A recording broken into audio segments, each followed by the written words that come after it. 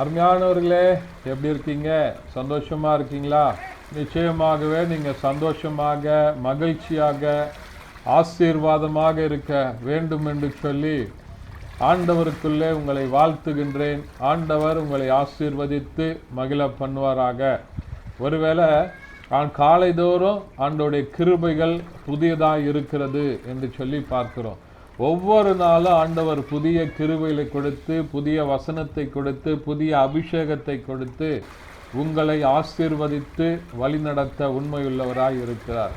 ஆகையினால தொடர்ந்து இந்த நிகழ்ச்சியை பாருங்க, மற்றவர்களுக்கும் இந்த செய்தியை நீங்கள் ஷேர் பண்ணுங்க, அறிமுகப்படுத்துங்க. ஆண்டவர் உங்களை ஆசீர்வதித்து மகிழ பண்ணுவாராக. இந்த நாளின் தியானத்திற்கென்று நாம் தெரிந்து கொள்ளப்பட்ட வேத பகுதி அப்போஸ்தலருக்கு எழுதின நடவடிக்கைகள் 4ஆம் அதிகாரம் அதனுடைய 33வது வசனம் இப்படியாய் சொல்கிறது. கர்த்தராகிய இயேசு கிறிஸ்துவின் உயிர்த்தெழுதலை குறித்து அப்போஸ்தலர்கள் மிகுந்த பலமாய் சாட்சி கொடுத்தார்கள். அவர்கள் எல்லோர் மேலும் பூரண கிருபை உண்டாயிருந்தது. எனக்கு அருமையானவர்களே, அப்போஸ்தலர்கள் மேலே பூரண கிருபை உண்டாயிருந்தது. எப்போ அவங்க மேலே பூரண கிருபை உண்டாயிருந்தது என்று சொன்னால், ஆண்டவராகிய இயேசு கிறிஸ்துவின் உயிர்த்தெழுதலை குறித்து பலமாய் சாட்சி கொடுத்தார்கள்.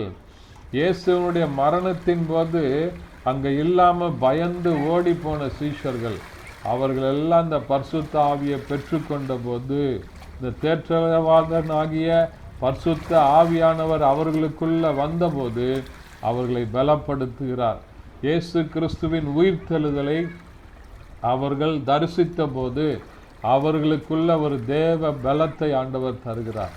எனக்கு அருமையானவர்களே, ஆண்டவரை குறித்து நம்ம சாட்சியாக இருக்கும்போது, ஆண்டவருக்கு சாட்சியுள்ள பிள்ளைகளாக இருக்கும்போது, இயேசு கிறிஸ்து மெய்யாகவே உயிர்த்தெழுந்தார், அவர் இன்றைக்கும் ஜீவன் உள்ளவராக இருக்கிறார், அவர் எங்களோடு இருக்கிறார் அப்படின்னு சொல்லி நம்ம விசுவாசத்தில் அறிக்கை செய்யும் போது, ஆண்டவருக்கு சாட்சியாக நீங்கள் நான் வாழும்போது நம்ம மேலே பூரண கிருபை இறங்குகிறது. பூரணம் என்று சொன்னாலே அது நிறைவானது. நிறைவான கிருபையை நமக்கு தந்து நம்மை ஆசீர்வதிக்க அவர் உண்மையுள்ளவராய் இருக்கிறார்.